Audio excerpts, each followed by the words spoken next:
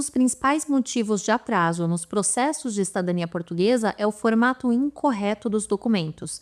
Isso pode prejudicar gravemente o seu direito, porque os processos hoje já estão muito demorados, leva uma média ali de 4 anos para que, desde protocolo, o processo chegue no seu momento de análise. E se quando chegar lá, os documentos estiverem ainda em formato incorreto, não sejam suficientes para comprovar a transmissão desse direito, olha quanto tempo foi perdido simplesmente porque a documentação não estava adequada.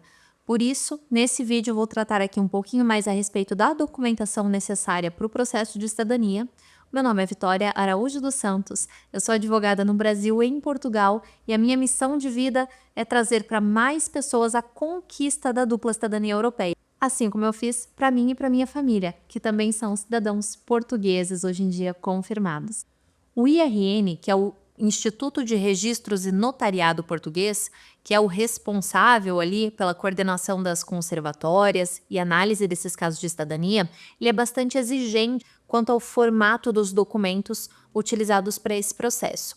Por isso que a gente precisa tomar muito cuidado para que, além de mandar os documentos corretos, esses documentos também transmitam aquilo que a gente quer passar para a análise do conservador. Então, nessa documentação, precisa constar ali informações super relevantes, quanto o estabelecimento de filiação, quem foi o declarante daqueles nascimentos, a data de todos aqueles registros. Então, tudo isso, para os leigos, às vezes pode soar um pouco demais, assim, muito abstrato. Eu vou tentar desmistificar aqui ao máximo possível para que isso seja mais tranquilo para você, tanto contratando um advogado, como fazendo o processo por conta própria, mas para que você tenha um pouco mais de segurança em todo esse processo, que tem sim suas peculiaridades. Não é porque é uma cidadania portuguesa, não é porque a geração é muito próxima, que é simplesmente jogar ali uma certidão de nascimento e está tudo resolvido. Não é tão simples quanto parece. Muitos pedidos são negados sim por falta de conhecimento no momento da montagem do processo de cidadania. Em primeiro lugar, no Brasil, existem 2 grandes tipos de certidão que nós podemos solicitar aos cartórios. Existem certidões em simples teor e em inteiro teor. A de simples teor ela é bem mais breve, as informações vêm ali dentro de caixinhas, como se fosse um formato de formulário. Já a inteiro teor, as informações vêm digitadas conforme estão no livro de registro.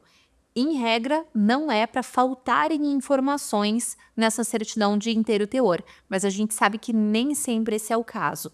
Por isso que Portugal faz uma exigência ainda maior, que é por um formato que é muito pouco utilizado, que é a certidão em inteiro teor por cópia reprográfica.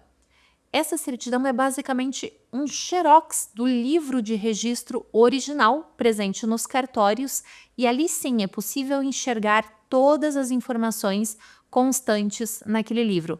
Inclusive, se foram realizadas retificações, consta ali de forma bem clara, bem nítida, tanto a informação original como a retificação que foi realizada.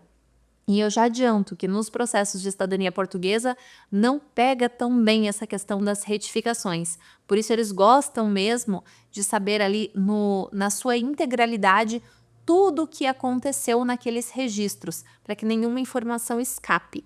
Por isso, esse formato de documento é o formato adequado para utilização nos processos de cidadania portuguesa. Quanto aos documentos ainda, nós já sabemos que eles serão apresentados em um outro país, por isso é necessário sempre realizar o apostilamento.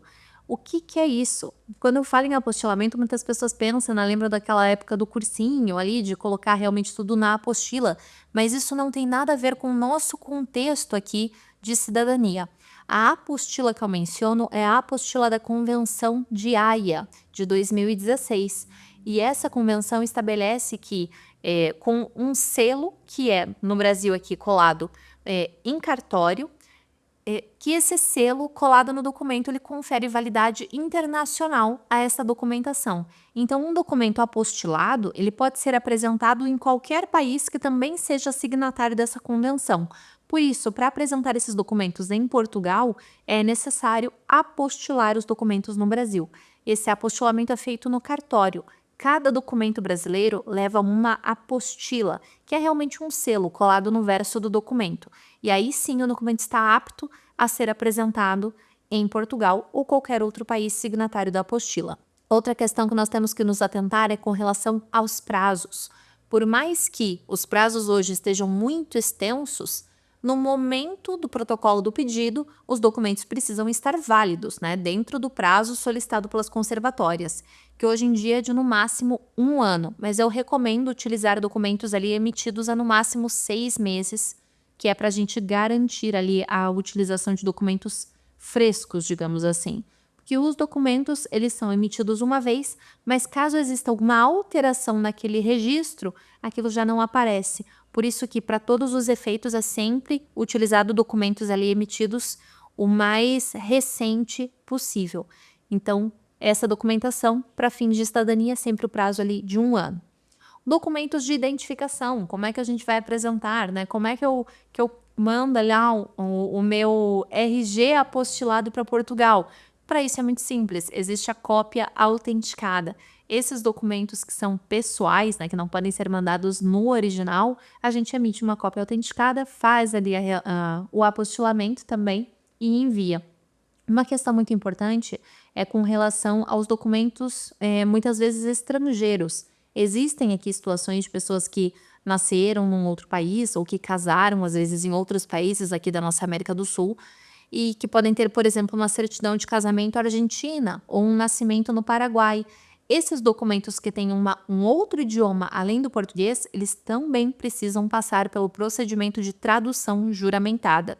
E uma coisa que é muito interessante aqui com relação aos advogados portugueses é que nós temos poder notarial também. Então, nós temos poder tanto de autenticar documentos, autenticar assinaturas, mas de realizar traduções juradas. Então, nós também, um advogado português também pode realizar esse procedimento de tradução juramentada para adicionar ao seu processo, o que é muito interessante e muito benéfico também para diversos processos ali, para diversos descendentes. Importante também, quanto ao documento de identificação, para esse tipo de processo precisa ser o RG ou o passaporte válido.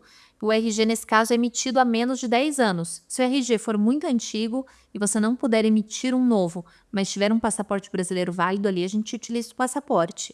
Agora, o que acontece em muitos casos, as pessoas têm o costume de enviar a CNH, que no Brasil é o documento mais corriqueiro ali que nós utilizamos para a identificação, mas para fins de nacionalidade, nem a carteira de motorista, nem outras carteiras funcionais têm a mesma validade. Por isso, para processos de cidadania, é sempre RG, emitido há menos de 10 anos, um RG recente, ou um passaporte brasileiro válido. Em resumo, para a montagem do seu processo, você precisa, então, das suas certidões sempre atualizadas, um RG ou passaporte válido, dos documentos portugueses do seu pai ou do seu avô português ali para realizar esse processo de cidadania e da sua certidão da sua certidão de nascimento emitida em inteiro teor por cópia reprográfica. Essa é a documentação básica para a montagem do processo de cidadania portuguesa, que tanto você pode conseguir sozinho, como o seu advogado pode ir atrás desses documentos por você, para realizar ali a montagem de forma completa e correta, para que o seu processo tenha a maior chance de sucesso e no menor prazo possível, dentro das nossas possibilidades hoje em dia. Muito obrigada por ter assistido o vídeo até aqui. Se gostou, por favor, deixe o seu like aqui abaixo do vídeo, porque isso ajuda a impulsionar o vídeo, a levar esse assunto para mais pessoas interessadas. Caso tenha ficado ainda alguma dúvida, deixe o seu comentário aqui também, que sempre dos comentários eu pego ideias aqui para os próximos vídeos. Se alguma informação não ficou clara também, eu posso voltar esclarecendo. E muito obrigada por ter acompanhado até aqui. Meu nome é Vitória Araújo dos Santos, eu trago informações a respeito da dupla cidadania, porque a minha missão é realmente fazer com que mais descendentes conquistem a sua dupla cidadania, assim como eu conquistei.